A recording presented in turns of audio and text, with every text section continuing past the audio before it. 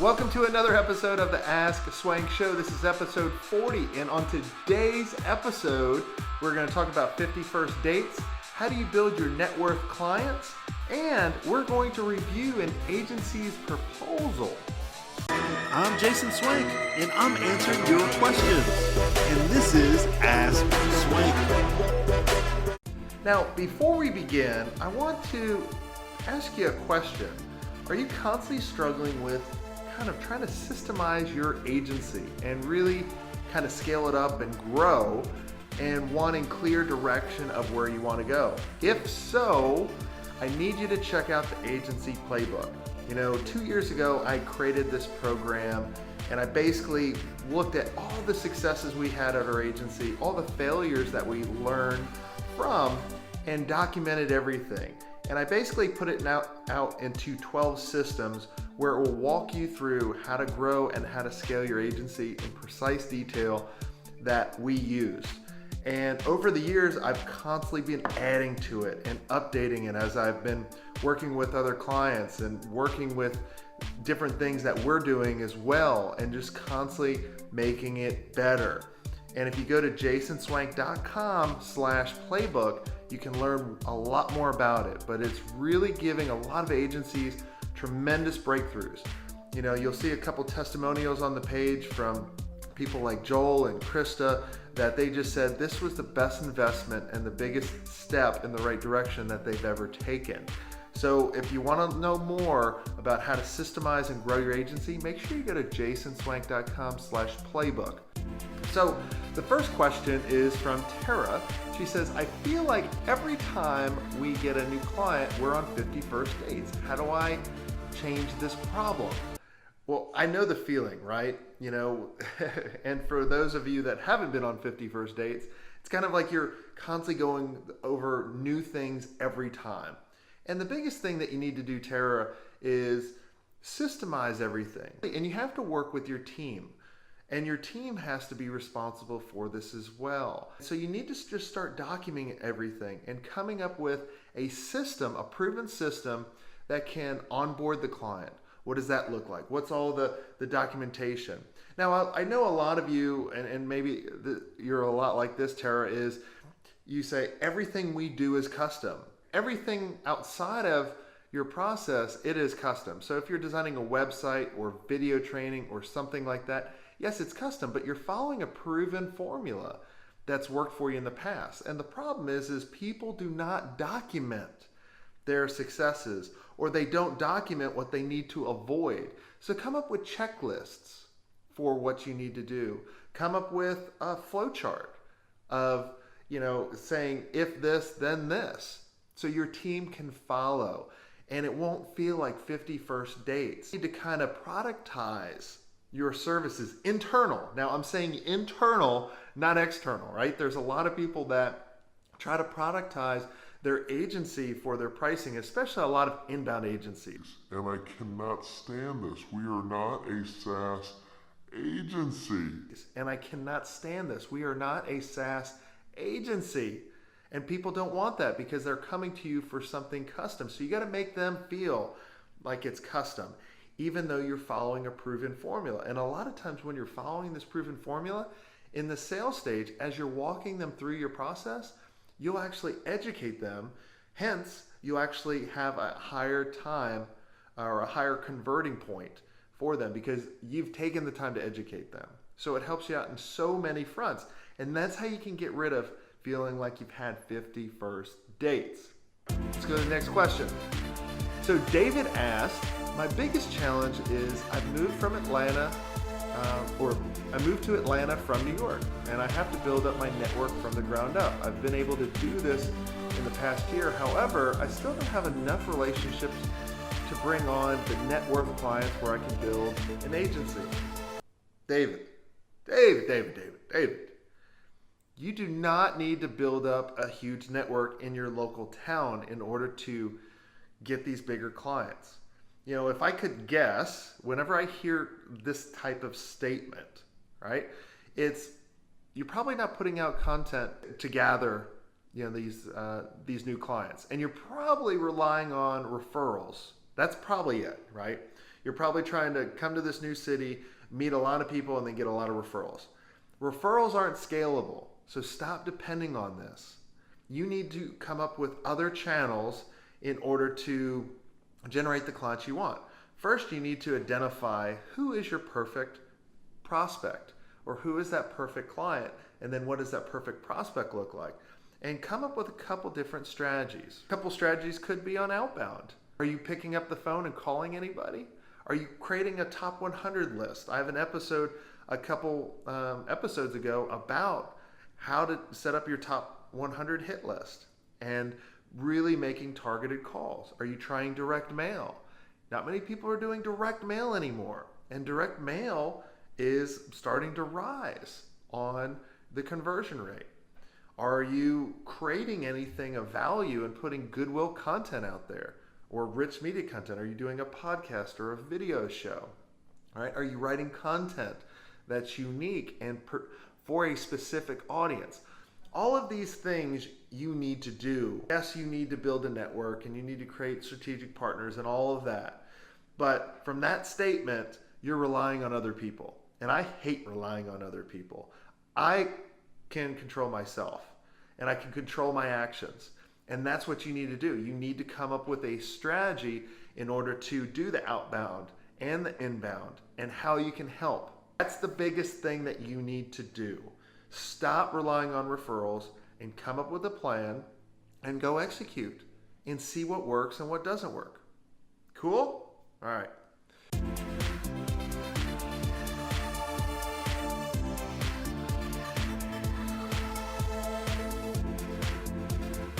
Let's go ahead and I'm going to transition. I'm going to switch my screen and I'm going to review a proposal for you. All right, now that we've transitioned over, we are going to review someone's proposal. So on the first page we're looking at, it has their client name and the project and the date. One thing you should actually put under the date for when you're actually doing the proposal is how long this proposal is good for. If you don't do that, someone could come up 3-4 years later and sign the proposal, and then you would do it. You have a little kangaroo picture. Cool. That's nice. So the next page, on page number 2, you have proposal versions. Really don't see that necessary.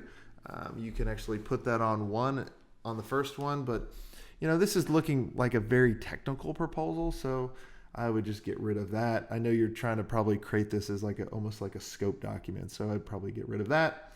So I'm going to go to page 3. I see a table of contents. Not needed, especially since you're going to be walking them through the proposal at first, so it doesn't have to be kind of laid out that way, because basically you have all these pages before we've even gotten to the content. So get rid of that.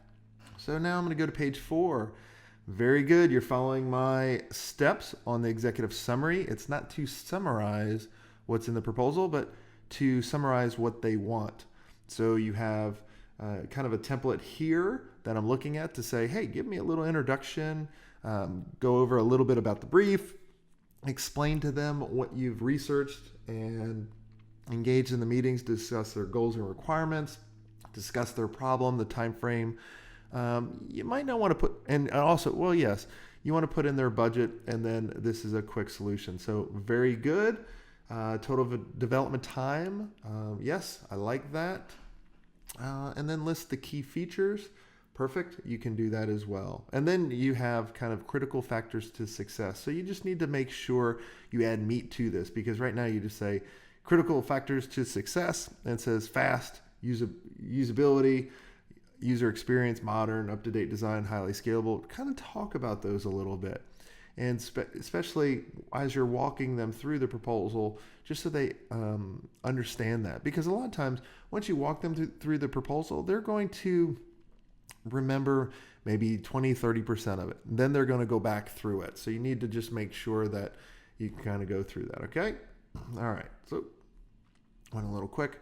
So the next page you have is a required team. So you kind of go through, kind of the different roles from the front-end developer, the back-end developer, the designer, and the project manager. I'm glad you have these people. But then you also have hours/days and total months. I don't like this, dude.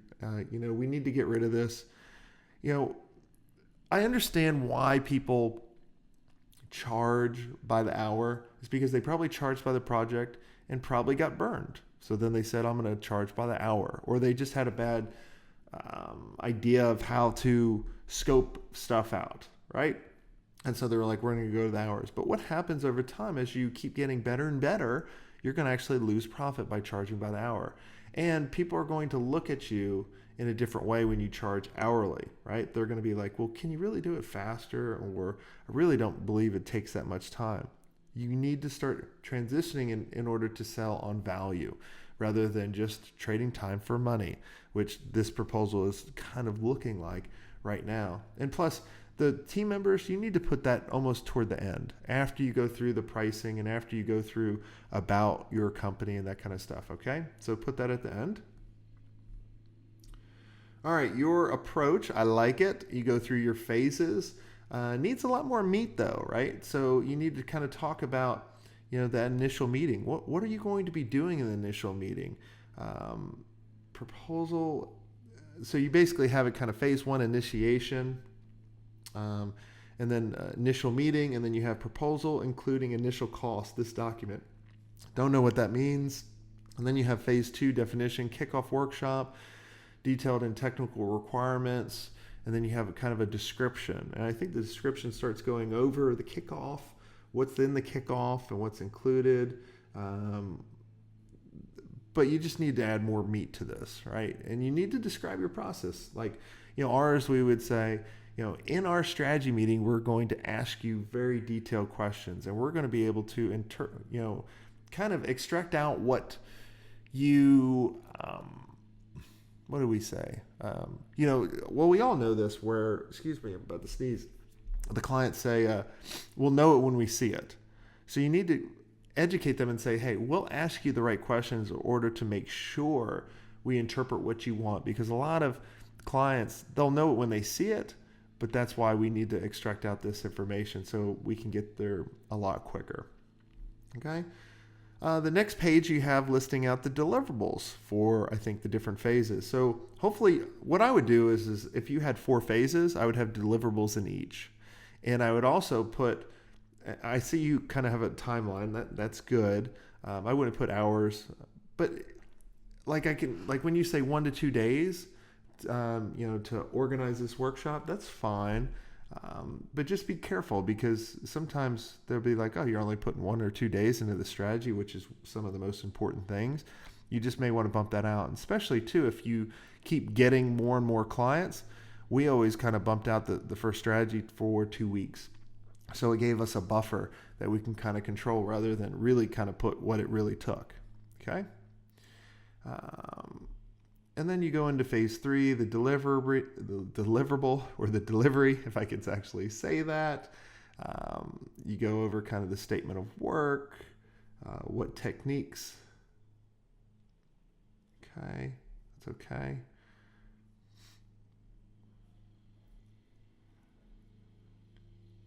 All right, more deliverables.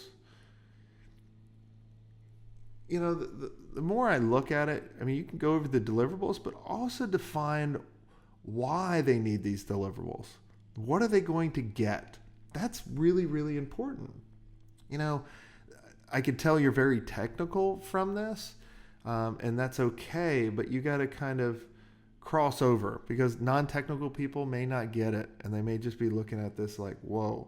And this just looks like everybody else's proposal. So that's kind of why when you start figuring out what does the client want in the long run? Why are they engaging with you? Why do they want this particular application or new website? What is it going to do for them? What's the impact? And you need to kind of sprinkle that throughout this proposal. All right, so let's keep closing down or scrolling down. Oh, I'm scrolling way too quick. All right. And then you actually go into the payment schedule, which it's very kind of confusing. Like you have a kickoff workshop, fixed price, and then you have amount invoice, design it, initiation, 20%. Not sure what 20% is. amount invoiced 30%, amount invoiced for testing 30%, final sign off 20%, total 100%, payment terms, right, 8 days. I would change the payment schedule to 50% up front, halfway through the project, quarter, and then quarter at the end. And keep it simple. The more complex you make it, the harder it is for them to make a decision. So I would change that. And then you have a place to sign on the proposal. Great, very good. And then you actually have the terms and conditions under it. Perfect. So what I see it's missing is it doesn't tell anything about your agency. And that's very important. You need to put that. And now the other, for those listening and watching, do not put the about at the very top. You want to put the about section right after the pricing. Okay? And so then, like, after you go through everything, or actually, let me take that back. You want to put it probably right above the pricing, right? So as you're going through the proposal, you have the cover letter, which you're also missing, right? So you need a cover letter before, and I've done a couple of videos on this where it's basically saying 9 out of 100 people actually don't use a cover letter, or actually use a cover letter. Sorry, it's one of those days, right? So 9 out of 100 agencies use a cover letter, and a cover letter is so important. A cover letter is like your homepage. It's got to make them keep digging into it, because after you review the proposal with them, they're going to start passing it around, and they're going to review it again. So that you need to hook them and make sure that they read the rest of the proposal, and it makes you stand out from all the other proposals that they have. Okay, so then after your cover letter, you have your executive summary. Perfect, that's great. And then what you need to do after that is then break out your. We would break out our kind of categories. So if we had highlight development, they would have a development section. If design, we would design, and the marketing. And then in each of those, we go through the deliverables. And what I liked is you did not have pricing in those, because you want to keep pricing at the very end so people don't get held up. And then after you go through that, then transition to the team members, and then about the company, right? And when I say about the company, it's kind of like why you guys exist. And what do you guys specialize in? Just to kind of reiterate to them that you're the perfect match. And when you do that, then you'll actually start winning them. Then go over the pricing with them of everything that's kind of laid out, right? And you kind of have that in there above your team, which is good. And, you have kind of kickoff. Now, the one thing I want to make sure, and we did this wrong, is we kind of itemized it. So if you guys do have my proposal template, we did itemize it. And if I could go back and change it, I would. And I would almost kind of categorize kind of the design, categorize the marketing, and maybe the development. That's about it. But I wouldn't kind of break out CMS and all the other stuff, because then clients, what you'll see is they'll go through and they'll start kind of crossing them out. Well, we don't need that. But they really do, because they've told you their biggest challenges. And so that's what I would do there. I like how you also listed out things that are not included. Let me see, where was that? But I remember seeing that on the document, and that was good. But yeah, so I'd make those changes, and then what I'd also probably do is use some type of really good presenting software out there, whether it be Quala or Proposify or whoever, because then you could actually put rich media into the proposal and that kind of stuff. I mean, think about how powerful it would be if you created a little video, kind of like what I'm doing here, and then you actually put that somewhere in the proposal, so as they share it out, they would see your face and you walking them through it. The more interactive, I think, the better. So think about how you can do some of the screen flows or the videos on your proposals as well. I want you to join the conversation. Make sure you comment and subscribe. Thanks for giving me your most valuable asset, your time.